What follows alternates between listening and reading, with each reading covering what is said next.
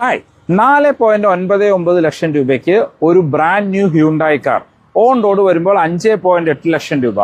ഈ സെഗ്മെന്റിൽ ഈ പ്രൈസ് റേഞ്ചിൽ നിങ്ങൾക്ക് ഇറക്കാൻ പറ്റുന്ന one of the best car grand നിയോസിന്റെ ഈ ബേസ് ഇറ വേരിയന്റ് ആണ്.